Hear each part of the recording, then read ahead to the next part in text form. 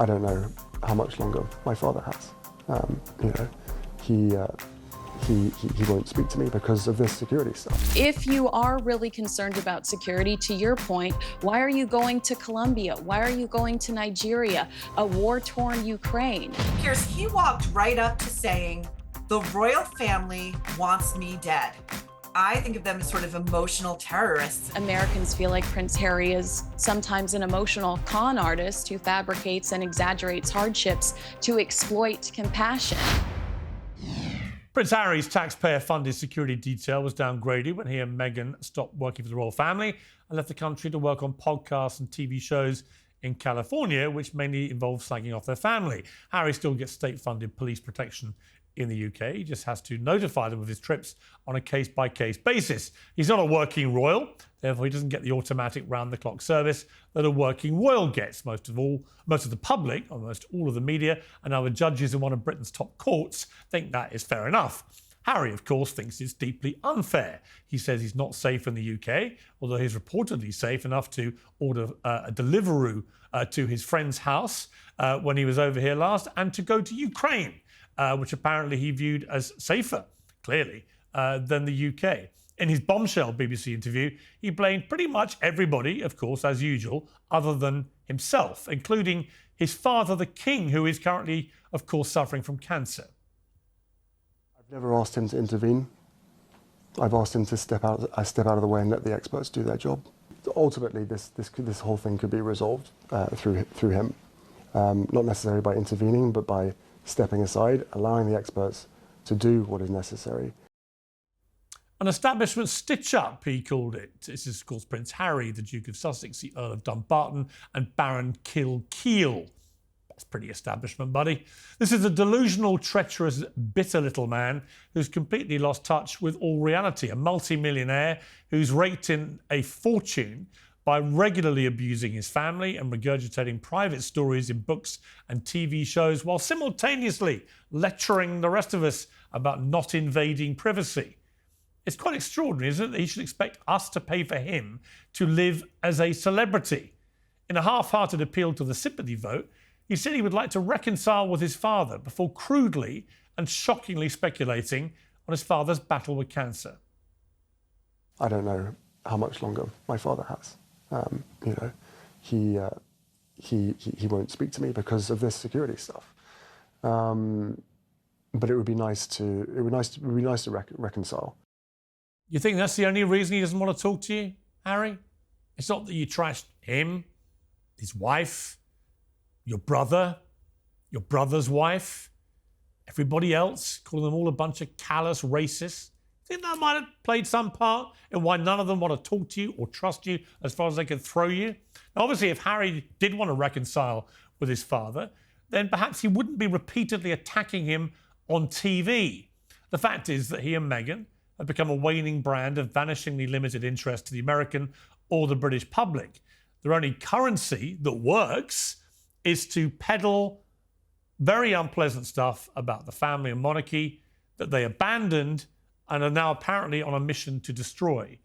Now, the King can end this feud, Harry's right, but not by shaking hands with this treacherous little weasel, but by stripping him and his wife of the royal titles that they love to use for commercial gain without doing any of the work that comes with being a working royal in this country. And we saw that, of course, as the VE Day celebrations happened this week. That's what a real royal does. They don't lounge in a California mansion spending the ill-gotten gains they make from trashing their family. Well, to debate all this, I'm joined in the studio by Uncensored contributor and family lawyer Paula Rhone-Adrien and Vanity Fair royal correspondent Katie Nicholl, plus from the United States by the Daily Mail columnist Maureen Callaghan and the LA-based royal commentator Kinsey Schofield. So welcome to all of you. I do want to start, Katie, by saying welcome back, because viewers may not know this as to why you've not been on this show for quite a while, but you actually, it turned out, were secretly, you didn't tell anyone, you were having your own battle with cancer. You wrote incredibly movingly about it. You've come out the other end. You look fabulous. Thank you. How are you? I'm fabulous. I'm doing very well, thank you. And I'm delighted to be back doing what I enjoy doing.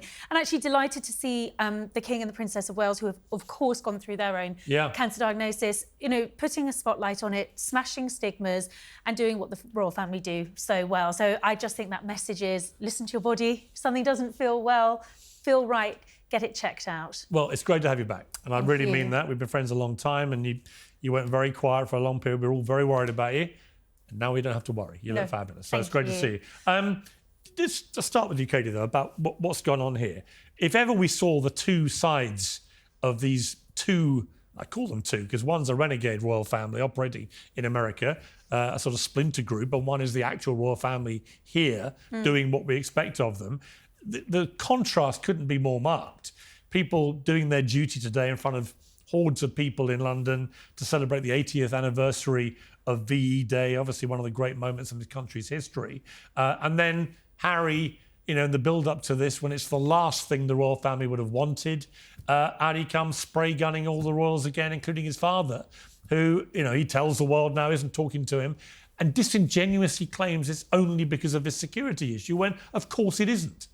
Well, it was extraordinary, and I've just come off the back of the coverage for the BBC for the VE Day commemorations, and you know, you are struck with that sort of the irony of the situation. You've got the royal family up there representing the armed forces, a military family themselves, and of course, the one serving member of the royal family, or the one who'd served 2 tours of Afghanistan, Prince Harry, was notable by his absence. And I think we'd all hoped that there would be an opportunity that he might be able to come back to Britain in some sort of circumstance. But frankly, actually, I didn't. Well, but his behaviour. I don't want them stealing all the attention away from the event, which is all they ever do. Well, coming over, yapping away, and then going back with all the new information they glean from their family to go and sell it onto American television. Well, it was very nearly overshadowed, of course, by that BBC interview, and very much the guidance we were getting from the palace is that, please, can we keep the focus of today on the veterans, on VE Day, which, of course, it was. But, you know, Prince Harry has lost his place at that table. He has lost his place on that balcony. And let's be clear, voluntarily. Let me bring in Maureen. I mean, Maureen, I think you share my view of these two. What's interesting is a lot of people in Britain ask me, I've just been in America for a month, for example, on both coasts. And they say, you know, what do Americans think of them? I said, you know what? I think they find them really dull. And the only interesting thing they think about them is when they're trashing their family, and it's all good, juicy, salacious gossip, which is what we saw again with Harry this week. But it's been diminishing returns for a long time. And as somebody pointed out to me today, they supposedly left to have a happiness and a freedom. And yet all we keep hearing is how trapped they still feel and how obviously unhappy they must be to keep complaining. Well, Piers, again, I hear this all the time, too, from the Brits. Like, what do Americans really think of Harry and Meghan? We despise them. We have had a conclave of sorts. We have come to a universal response. We are a single organism. We despise them. I loved how you described Harry and Meghan as sort of a splinter group of a royal camp in America. It made me think of, you know, I think of them as sort of emotional terrorists. And I think of them, it's sort of like ISIS, you know, being an outgrowth of Al-Qaeda, a splinter group. And that's what they're doing. And I listened very closely to that BBC interview, which was full of rage, grievance, a false claim, in my opinion, by Harry that he wants resolution. He lives for unresolved conflict. Yeah. Otherwise, he's got nothing going. And also the implication, which shows you how paranoid, delusional, and utterly lost he is. Piers, he walked right up to saying, the royal family wants me dead. Yeah, he did. It was unbelievable. All right, well, let's turn to the resident they can do no wrong member of the panel. Paula, you've been on a lovely holiday. You've been following your travails on... travails is not quite the right word. Your luxurious travels through Italy. So welcome back. Looking very well and rested. Go on then, try and defend this. Do you know what? Did you watch the whole thing? I didn't watch the whole thing, but I've read as much as I can feasibly read. But I just want to focus on the whole defence thing. You talk about me defending the Duke and Duchess of Sussex. This isn't about defending. What this is about, actually, is me saying, where are we in terms of a monarchy? Do we want a strong monarchy? Do we want a long-lasting monarchy? Yes and yes. Because if we do, then we need to stop attacking and start supporting. Who's doing the attacking? Now, hang on. what we are told... I don't disagree with you. Yes. I agree with the first part of that. Okay. Yes, I do want a strong monarchy. Yes, I do want to give it longevity. Mm-hmm. I'm a big monarchist. But the last part of that, the only attacking is coming from one side. There is no attacking from the royal family against these two. Well, it's only coming from Harry and Meghan for the last 5 years against them. Tax day has passed, but for millions of Americans, that's where the trouble begins. The IRS is now ramping up enforcement for those who missed the April deadline or still owe back taxes. Well, today's sponsor, Tax Network USA, can still help. If your books are a mess, if you're self-employed, or if you're a business owner, Tax Network USA specializes in cleaning up financial chaos and getting you back on track quickly. They say the IRS is applying enforcement pressure at levels they've never seen before. But even after the deadline, it's not too late to take control. The consultation is completely free. Acting now could stop penalties, threatening letters, and surprise levies before they escalate. Call 1-800-958-1000 or visit tnusa.com/peers. That's tnusa.com/peers. Let Tax Network USA make the next move, not the IRS. When is a senior member of the royal family attacked them in public? But you know that senior members never publicly come out and make comments you agree like with that. me? So, but what we are told is a source said, or a source close to the royal family said. My point is, look, the royal family are in trouble as an institution.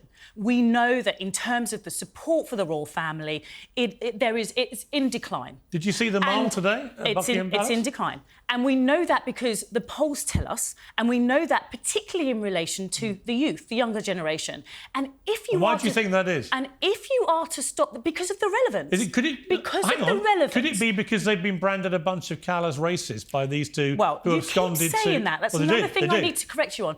They never said that their royal family were callous racists. Oh, they did? Those are your words. No, those are your words. Okay. And Prince Harry very clearly said those were not the words that he used to describe. No, the he later incident blamed the that media. He heard. Let me just remind you what they told Oprah Winfrey. She said that she was suicidal and that when she went to somebody senior at the palace to ask for help, she was told she couldn't get any. Mm-hmm. I didn't believe it at the time. It never appeared in Harry's book. She's never repeated it. There has never been any shred of evidence to support that story whatsoever. One. Secondly, we now know from Omid Rabies, whatever his name is, Scobie. arse-licking little Burke that does whatever they tell him to do, from a book that appeared in Holland, and I was the one that revealed this, that he reported that the two royals who Meghan Markle claimed had been racist about the skin colour of her baby, even before it was born. Well, hang on. Harry had raised in conversation they had raised with Meghan Sussex. That she wanted us to believe, and told the world via Oprah, that they had raised concerns about the skin colour of her unborn baby.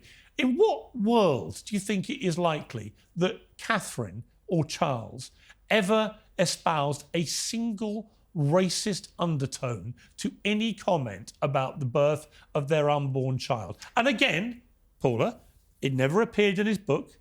He never repeated it again, and nor did she. And in fact, he then said later, oh, no, it was the media that said it was racist, not me, Gov.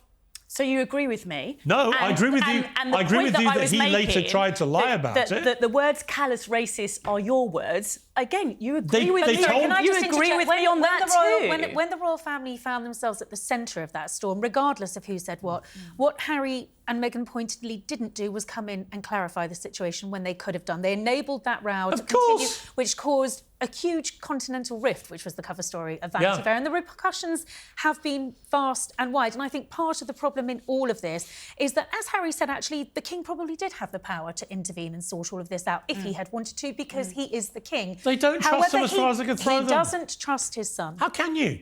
Even when he came back for Prince Philip's funeral, he wrote in his book about the private conversations that he, William and Charles had at the funeral while simultaneously suing every newspaper he could for invading his royal privacy. And so I mean, the hypocrisy is beyond anything I've ever seen. What are you witnessing? You are witnessing a broken heart that is allowed to bleed openly. That is what we are That's witnessing. not what I'm witnessing. That is what you are witnessing. I'm witnessing an You are entitled, witnessing arrogant, trauma. bitter, twisted little man You are who's had witnessing his claws dug trauma. into by a manipulative LA lady, and the pair of them have gone on a mission, a wrecking ball mission, to enrich themselves by abusing the very institution which bestowed the titles to them, which they used to make money. It is the worst example of double standard hypocrisy you could imagine. We bring in Kinsey, who's been waiting patiently.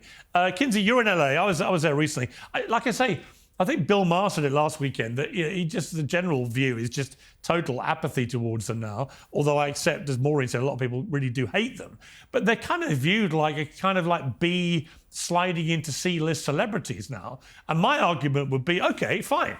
If you want to exist as a C-list celebrity like everybody else in LA who's at that level, that's no problem.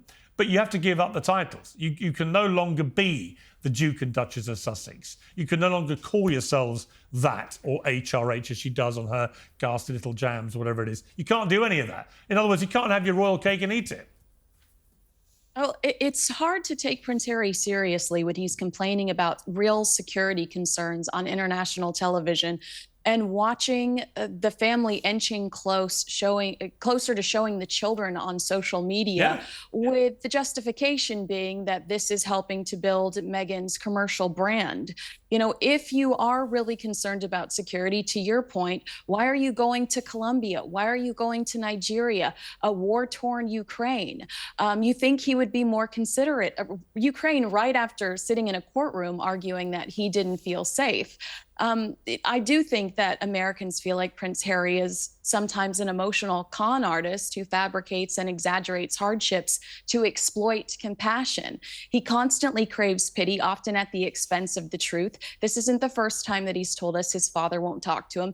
Meghan Markle told us on the Netflix series, Harry lost his father. Harry told Oprah Winfrey, my father's not taking my calls. It later was revealed, alleged by sources, that King Prince Charles at the time told Queen Elizabeth, I'm not an ATM, because those calls were about money. So Harry and Meghan, they have an issue when it comes to their memory and when it comes to the truth. You know what, Maureen, is very interesting to me is that you don't see them with A-list stars anymore. And I think the reason for that is they've become very toxic. And also A-list stars, they Except want... for Gwyneth Paltrow, well, quite recently. A-list. So Gwyneth, I don't know if you've got a response to that. Well, all right. There's one or two maybe in the last 2 years. But the point being, Maureen, that they had a lot of them around them to start with, Oprah and all the rest of them. But they've become so toxic. Most big stars now, they want the real royals rocking up at their events. They want them at their rock concerts. They want them at their movie premieres. They want William and Kate. They don't want the ones that everybody hates. So they're losing that cachet very fast. And it seems to me that Hollywood is abandoning them fast. Oh, 100%. I mean, they hit the ground running with alienating the A-list in Hollywood when right after Megxit, they went to that Disney premiere, recall, and Harry rocked up to Bob Iger, head of Disney, and said, hey, my wife over here who's just chatting casually with Jay-Z and Beyonce, never forget the Beyonce message, the text in the Netflix special, you were sent here to heal generational trauma. You know, she's available for voiceover work. You could see everybody recoil. Like, what is this? Nobody will go near them. To your point, I think more people are keeping their mouths shut about Sean Diddy Combs, whose trial started today for his sex crimes alleged, than want to be seen with these two. I think Gwyneth did a very savvy thing by doing a wordless, like 5-second clip on Instagram and then dispatching with Meghan Markle very quickly. And one other thing about this disgusting interview that Harry just gave to the BBC, which was supposed to be only 10 minutes in length, went 30, sounded more like a therapy session than any sort of actual news giving, whatever event. It's me, I. His father, Prince Charles, is battling cancer. He intimates publicly, I don't know how long. He actually says it. I don't know how long my father has left. Disgusting. He and Meghan are repeating history. They are doing to King Charles what they did to Prince Philip on his deathbed with that Oprah interview. They are doing what they did to the Queen in the run-up to her death, and then Harry's missives to the media. Oh, William and Aunt, they left without me. I wasn't on the plane. I got the call too late. Yeah. Me. I. They're doing it to the king, and I promise you, Piers, and I'm sure you see this coming. Once there is a King William, that door is well and truly shut, and the title's gone. Yeah, I think it might be heading that way fast now. I mean, Katie, you know, it just strikes me that these two, they've tried pretty much everything, but the royal door has slammed. Studies show that strength training burns more fat than cardio alone and is critical for maintaining muscle mass and bone density as we age. Jacked Up Fitness has the perfect tool. The Jacked Up Power Rack Pro is the ultimate all-in-one home gym system for a full body workout, and you can do it in your spare room or garage. I'm delighted to say I now have one myself. So if you're new to strength training, there is a whole library of full body video workouts. You just press play and you follow along. With top quality equipment and first-class content, Jacked Up Fitness makes your fitness goals accessible and convenient. We've teamed up to give you 10% off the Power Rack Pro. Visit getjackedup.com to sign up for the free program and use promo code PIERS, P-I-E-R-S, for your discount. That's getjackedup.com. I mean, I know a couple of people in the royal family who just say that I don't think almost anyone in the family is now talking to them. No. Possibly Eugenie still has a connection. That's tenuous after your last meeting with Well, her, which she didn't like very much. Yeah, I did he? don't think you'll find both those sisters have the same situation with them. So I think that it's, you know, it's I just feel like the drawbridge is up. There's no, you know, I just don't see how Charles doesn't trust them for a reason. They've abused that trust so many times. Yeah, I mean, I think it's been the ultimate betrayal, first with Oprah, then the Netflix docuseries, and the many interviews, and of course Spare, which was just so damaging. And I think, you know, for the king, you know, I know sources very close to the king who say he desperately wants to see. I mean, can we just also see the human story in all this? You know, 2 little grandchildren who don't see their grandfather, a king who has cancer, who is doing well, and please God is going to live a long life and do well because he's doing the job brilliantly. But we don't know. And in all of this, a fracture in a family that we look to be a united royal family. I think he actually... And it's not. And it's not. Yeah, but I think it's more that Charles has been so preoccupied with his health, which has clearly been a very serious situation. And I think as has Catherine, the Princess of Wales, they've all had more important things to worry about. But I think they're just too tired to think about these two. I mean, Paula, look, let's try and get to the humanity here, right? I'm trying to think, I've got 3 sons. If one of them did this, as a father, obviously, when we've seen it actually with David Beckham, right now, with Brooklyn Beckham, who snubbed all his 50th birthday, which I never thought would happen with that. He all seemed a very tight family. Yeah. And what did Brooklyn do? No offence to our American ladies down the line, but it seems to me every time one of these Brits gets involved with an American woman, all hell breaks loose in their family. I'm just casting aspersions across the pond because you're not here to defend yourselves physically with me in the room. But I told my son, stay away from the Yank women. It's a joke. It's a joke. But Paula, on the human side of this, let's try and get to the humanity. All right, so they've all fallen out. They've had a massive thing. You've got Harry behaving like an idiot, whatever.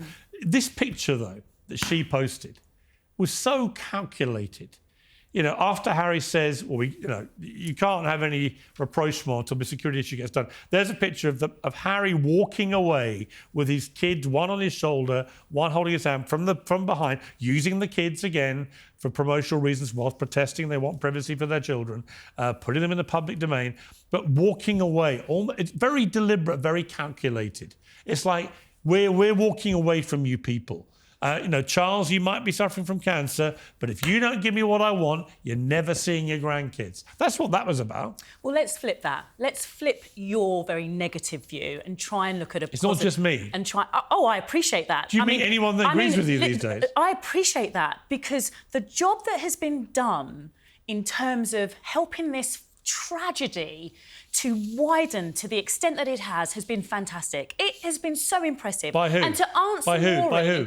I don't know. Well, who? I don't know. Who? There are lots Meghan have largely filled there are lots of people who Could it be the 2 people guesses. who've been on Oprah, Netflix, podcasts, BBC interviews? Could it be those two who are the only ones in this whole saga doing any talking? It would be so easy, wouldn't it, just to blame one person. But we're talking we're talking about a family, and we're talking about a family tragedy. And Piers, you and I, we always have this backwards and forwards about everyone's truth, but we're dealing with a family. And you know that in a there's family, only one truth. And you know in a family situation, the dynamics are seen from every single angle. OK? So that's looking at it humanely. The other thing that we need to consider is, as Katie quite properly said, we've got a grandfather here who's not been able to see his grandchildren. We have thousands of grandparents. Two grandparents. Because you have her father has never met Harry. Yeah. Right? I mean, this is incredible. She's managed to... Meghan Markle, who'd already splintered... Meghan Sussex.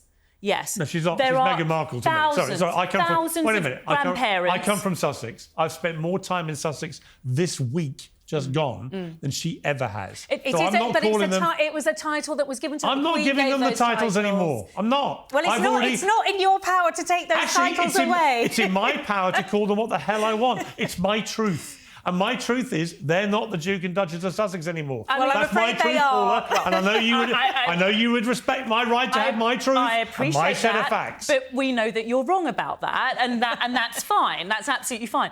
But you know, thousands of grandparents make applications to the family courts every year in an attempt to see their children.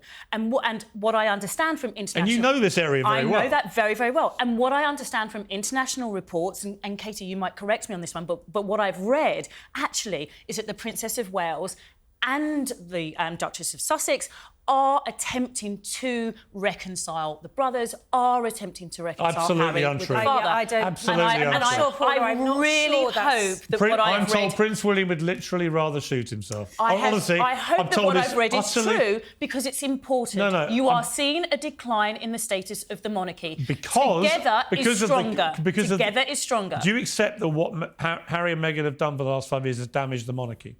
I accept that this situation has been handled so badly, and it is really disturbing to see that the men in grey suits that Princess Diana referenced have failed to learn from the very obvious lessons that they got wrong with Princess Diana. There's no comparison. And have allowed... There is no comparison. Well, Prince Harry makes a comparison and has allowed this to get to the absolutely diabolical state that it's in at the all right. I am gobsmacked that people didn't step in earlier. Oh, they've tried. To stop it. They've all tried. Trust me, they've all tried. Well, how do we know that? I am very reliably told. From a source, no doubt. My from sources... a source, no doubt, close to the royal family. I won't say who my sources are, but I'm very reliably informed. And a reconciliation is some way off. I Oh think my God, it's non-existent. Very important to just make that point. Sorry, it's non-existent. It's not non-existent. Harry wants to... Honestly, he'd rather shoot himself. Let me bring in Kinsey again. What happens here, Kinsey? What's the end game for all this? I think the end game is that Harry and Meghan continue to monetize and continue to utilize their proximity to the British royal family as much as they can. I mean, perhaps this was just Prince Harry reminding us that he's the son of the king, because that's the only currency they have here in the States. That's the only thing that makes them relevant.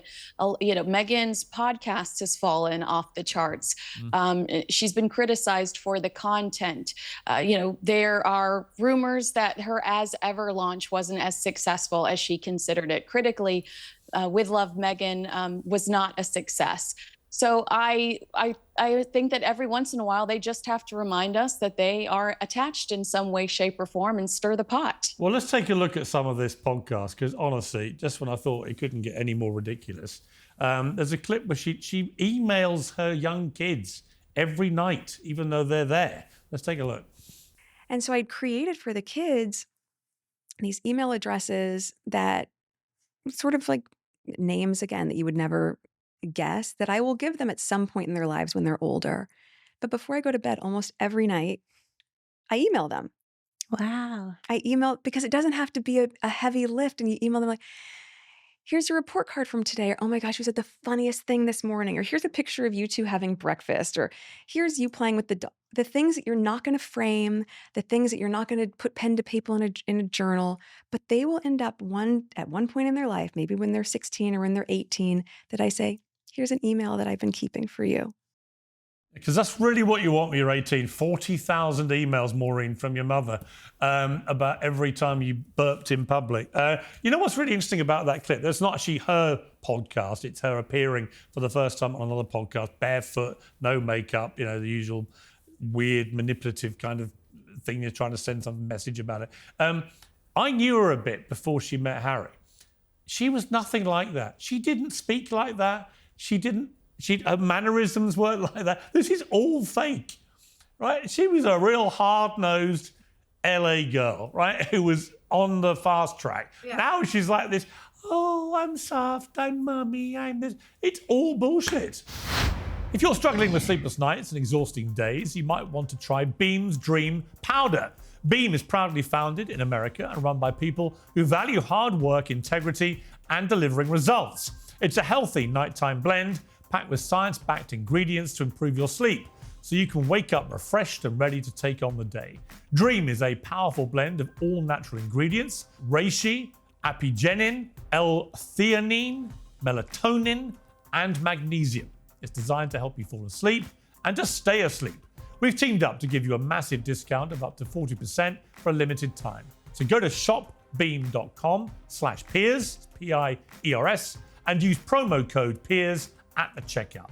That's shopbeam.com/Piers. Use promo code Piers for up to 40% off. Sleep better, wake up stronger, and show up ready for your family, your work, and your country too.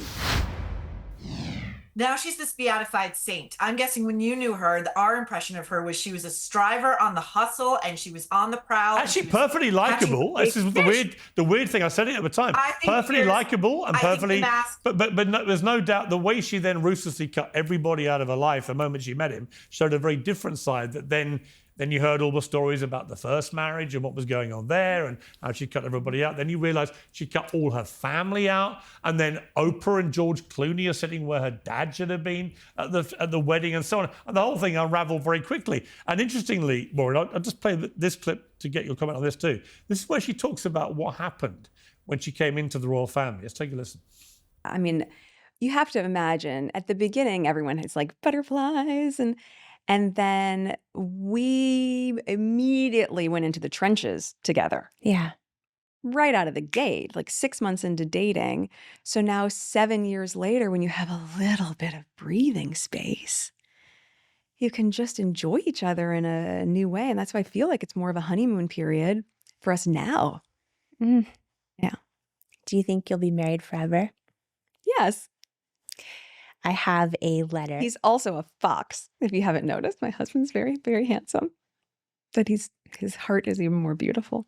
Oh my God, pass the sick bucket. What's fascinating, Maureen, is that despite all this idyllic world they now live in, he looks permanently, unbelievably miserable. So one of them isn't telling us the truth. No. And Piers, if I may slice and dice for a quick second. Okay, we're not wearing makeup. We are wearing makeup. You can see the blush. You can see the foundation. We're not applying our bronzer with a trowel. Number one.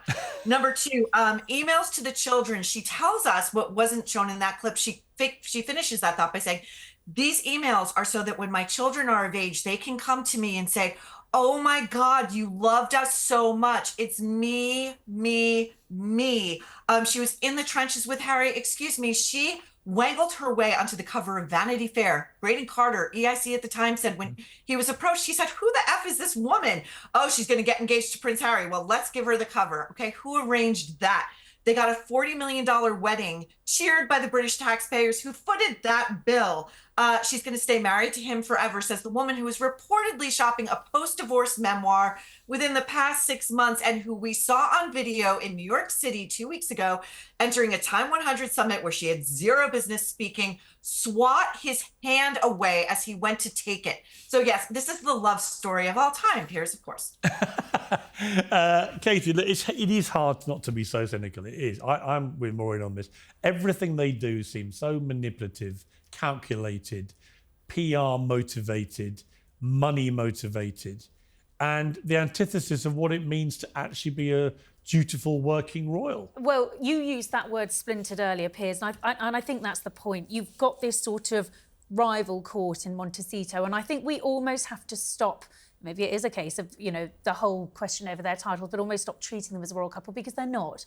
They are a celebrity couple. Shouldn't Charles just take the titles away? I saw A.M. Wilson write that at the weekend. Yeah, I saw that too. And I thought significant that he finally did that, because he loves them. I think the fact that she's using that HRH title, even privately, is problematic for the palace. I think that's something they will be watching very, very closely, because it was the express wish of the late Queen. Yes. She wasn't going to strip them of it, but they weren't to use them. And of course, even in a private capacity, it's like, well, it's out there now, so should we just put it on the Netflix contract? Yeah, and what we haven't seen, Paula, is any more details of the phenomenal sales of the As Ever range. Because I suspect what happened was they had about 3 pots of jam that sold out because they bought them all. Strawberry sauce. And ever since, there hasn't been actually any update on the extraordinary sales. And I suspect it's just tanking like everything else they do. Why would you buy Meghan Markle jam? Sauce. And that makes you happy. I mean, you actually sit there and you look gleeful. It does, yeah. And that is... It does, you know why? And that's really a real shame. No, because I don't we were talking about humanity. No, I don't want them... We were talking about humanity. I don't want them making money out of being royals. You don't want them while they're making simultaneously money. trashing the royals You want and damaging to see the monarchy. that woman in the gutter. No, actually, I don't really care about her so much. I don't care about her so much. Look, she's gone back to California. She's got what she wanted. She took her prince and she's milking him dry. I don't care. Listen, it's not that surprising. Wallace Simpson did it to Edward, right? It's fine. And Brooklyn Beckham's wife's doing it to him now from the Beckhams. Fine. All these terrible women. All these American Well, I did point out, women. yeah. We are still talking we about We had two fine examples of magnificent American women staring down the barrel of the camera. So I exclude. This is not a general view, but that's 3 out of 3. Because but let me ask you, Paula. Look, we can talk around the houses about all this. You go to such painstaking efforts to try and find an excuse for this stuff. Surely in your quiet moments, when you're on your own and you're watching and reading this crap, you're just like, why don't the pair of you shut up? Just shut up. Do you know what? It's not about an excuse. It's about objectivity. And I think that's really important, because I don't know the Duke and Duchess of Sussex. I don't know the Prince and Princess of Wales. But what I can see with my own eyes is an inordinate amount of negative press about them. They cannot breathe. Everything is negative, and that should worry everybody in terms of freedom of speech. In terms freedom of speech? In terms what are you talking about? In terms of uncensored, being uncensored. Who's censoring them? There must be a level of objectivity in terms of responding to what is an absolute Who is censoring them, Paula? Tsunami Paula, I think you've of negative Paula, information. I say this with great respect. I think you've lost your marbles. What's it got to do with... Just today, Piers, just today. Kinsey, it's about freedom... Should they not be free to say what they want to say? Yeah, because the one thing they've not been is free to say what they really think. And when they do... Paula! When they do, they are absolutely pounced on. And they have the response that Paula, they're not allowed to speak, they're not allowed to work, They speak all the time. They're not allowed to travel, they're not allowed to do anything charitable. No, they are not allowed I think the point you're making is that they can't never do stop wrong speaking. for doing right and vice versa. Absolutely, Katie. They have made such dangerous, they have made such damaging accusations towards the royal family. I think it's about holding them accountable. I think that people are simply fact-checking or saying, well, you're saying this today, but 2 years ago you said the complete opposite. I think it's important that we hold people accountable that are making such extreme accusations about the British royal family, because at the end of the day, it is detrimental to their brand. And if it's not true, how incredibly cruel. I accept that fact-checking is utterly appropriate and important. You don't know, because you believe in multiple truths. I accept that. I don't. You think everyone can have their own truth? It's not my job to believe anyone's truth. It's only my job. People don't have their own truths. It's only my job to observe. How can you talk about fact-checking and then say everyone's got their own truth? It's only my job to observe objective facts, and so I absolutely agree with you. Do you believe in the truth? It is about fact-checking, but I very rarely see, in terms of responses, in terms of opinions, in terms of reporting, objective fact checking. I Right. very rarely see Paula, that. can I ask you something about the latest Vanity Fair cover story? Because that... Which I haven't seen. Well, that was the final nail in the coffin. And Kinsey, I think you will agree with me on this, that was the sort of the last bastion, the last champion that Harry and Meghan had in Vanity Fair. And when they turned on them, that was objective. There was no agenda from the editor of Vanity Fair to portray Meghan in the negative light and Harry that they came out in. That deep dive into Montecito, Netflix and everything else came out with a very unflattering perspective of both of them. I'm sorry. then- Also, Paula, with great respect, if someone talks like a dickhead and walks like a dickhead and acts like a dickhead, he's a dickhead. And it's not my truth you said it, or Piers. his truth You said or it, anybody Piers. else's truth, and it requires no fact-checking. He is a monumental dickhead. And that's what we're now seeing unravelling before our eyes. And he can't stop talking. The idea that their free speech is being infringed in some way, they never stop talking. This is the problem. Okay, Piers, let's say you're right. Let's say I that am we right. can't. Let's say that we can't stop them talking. How dangerous is that for the monarchy? Very. Is my point. Very. I mean, that is fundamentally Very. my point. There was a If you survey. are There was a right- survey in the Caribbean, a lot of the Commonwealth countries, but particularly Yes. Caribbean, Yes. which showed a marked drop in the popularity of the royal family And across the Commonwealth. because of the racism allegations. Yeah. Okay. And so- they, by the way, now apparently we're supposed to believe they never made them. Yeah. So you let the fire off, you're the arsonist, and then you run away and pretend it was actually the media that set the fire off. Bullshit. And so my point is, do I think that this approach, this attack is going to work outright? By who? We know that anger never resolves a problem. All right. We know that. So what are we going to do in terms of those people who support the royal family? I know the answer. You take all their titles away and you say you can swing for it and you can be... And Prince Andrew, what do we do with his title? Well, he doesn't do anything, Andrew, does he? He doesn't do anything. He has nothing. He went to I'm told Easter worship. Andrew literally sits in his house most of the time and he goes out and rides. That's it, right? What he doesn't do is give endless interviews attacking the royal family or the monarchy. He has his own crosses to bear, quite rightly, and that's what it is. But he is effectively estranged from any public life whatsoever. Whatsoever. These two never stop going on global media to trash the royal family and the monarchy, and each time they do it, they chip away at the mystique and the magic and the popularity, and that's why I despise them for what they're doing. And the king should step in. That's not and he them. should say, enough. Piers. The titles are all being taken away. You can now live the life you wanted, which is out on your own, free of royal In terms of tourist shackles. attractions, Windsor Castle is 23rd in the list. Buckingham Palace is 58th in the list. Are we going to blame Prince Harry and the Duchess of Sussex for that? No. What's that got to do with But it? the reality All right, is, we've got to leave it there. that's the reality. Got to leave it there. Okay, Thank now you to my guests here. Thank you to my... any last thoughts, Maureen? Yeah, the First Amendment that Harry, when he alighted in the United States to live, said it made no sense to him that Americans have a First Amendment right to free speech, which he then has cloaked himself in to level any number of baseless accusations of racism as any primary member of his family lay dying. Okay? King of hypocrisy. Thank you very much. Kinsey, Maureen, Katie, lovely to see you. Paula, always lovely to see you, defending the indefensible with such eloquence. Thank you all very much. Piers Morgan Uncensored is proudly independent. The only boss around here is me. If you enjoy our show, we ask for only one simple thing. Hit subscribe on YouTube and follow Piers Morgan Uncensored on Spotify and Apple Podcasts. And in return, we will continue our mission to inform, irritate and entertain. And we'll do it all for free. Independent, uncensored media has never been more critical, and we couldn't do it without you.